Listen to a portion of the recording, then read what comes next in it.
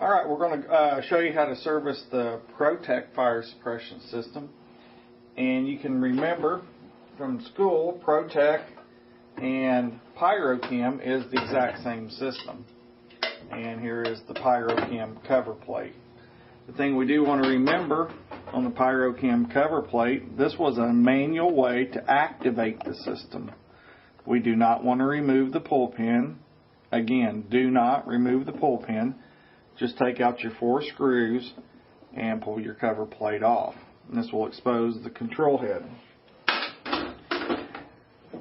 At this point, I do want to pin and lock up the system. We can use a fire extinguisher pull pin to go right there. And that will lock up the system. Now, PYROCHEM's manual tells us before removing the CO2 cartridge is to loosen the control head here from the tank.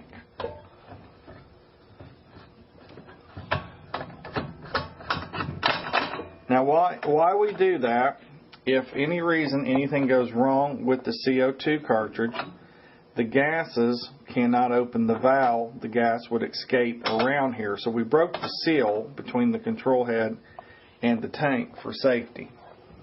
Now at this point, I could remove my CO2 cartridge.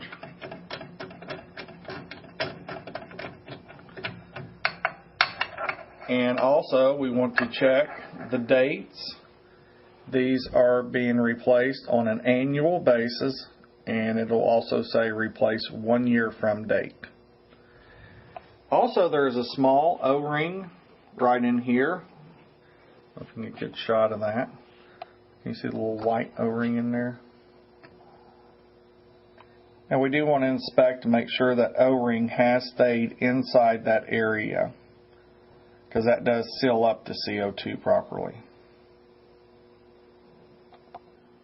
Now I'm going to release the tension on my fusible link line.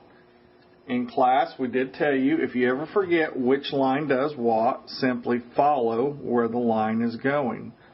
And you can see that this line is going to our fusible link line. Here is our manual pull station line in the system. And here is our gas actuating valve.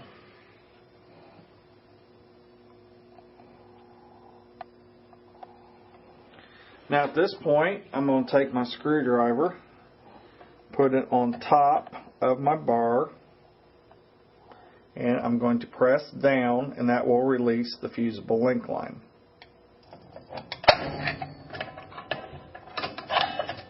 And if you can look back here, here's what I was doing.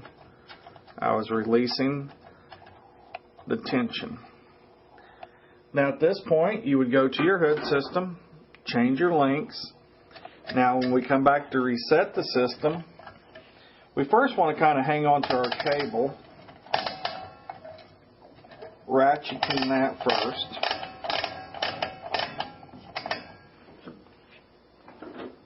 And then we're going to take our pliers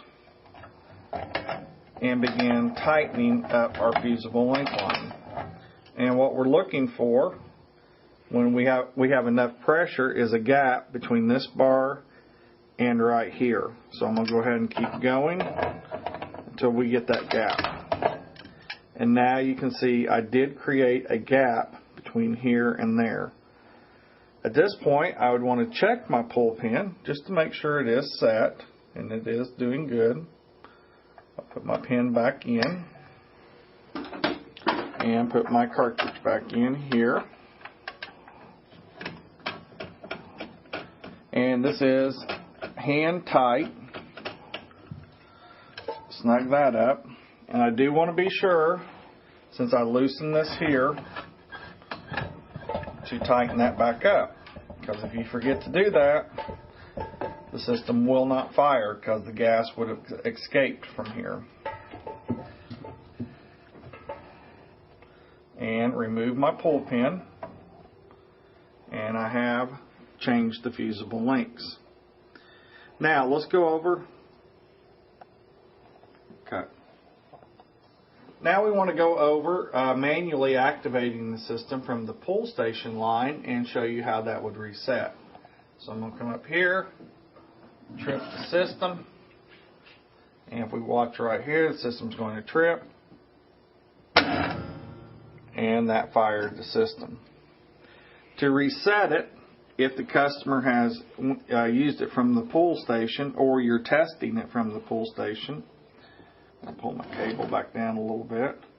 We first have to push this bar up here because it has to go in this slot. I'm going to squeeze here and press down. And that resets the system. And again, I can put my pull pin in here while I'm working. And now I'm going to reset the gas line because the gas line also tripped. And most of the time on the gas line, you are able to put enough tension just with your hand.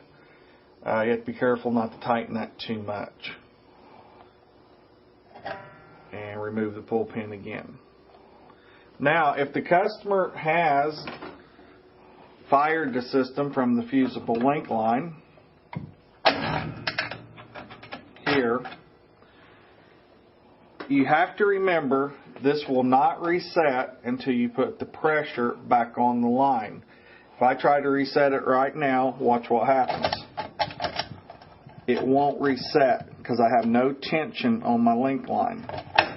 So first, if the system has been fired from the fusible link line, you do want to add pressure here first. And again, I'll take my pliers.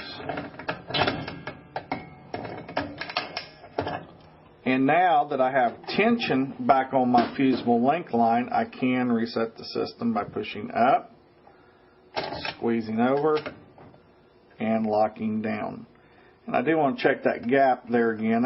That's a pretty small gap. I'm going to go ahead and give it one more turn, or a couple turns. And again, I will reset my gas.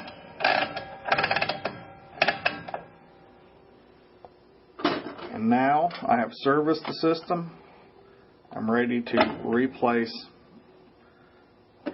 my cover plate. If you're servicing a PYROCHEM or PYROCHEM system and we have the pneumatic tubing coming off here, prior to servicing the system, we can release this part here.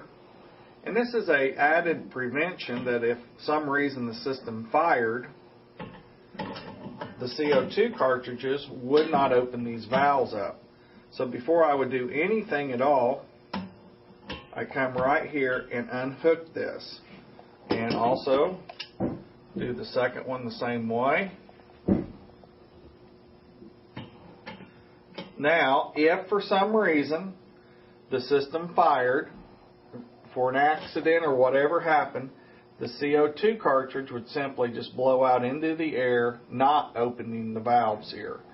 And then after we service the system, we want to be sure to replace our conduit and put it back on. And that's how we break the seal between the CO2 and the valves if we're using pneumatic tubing.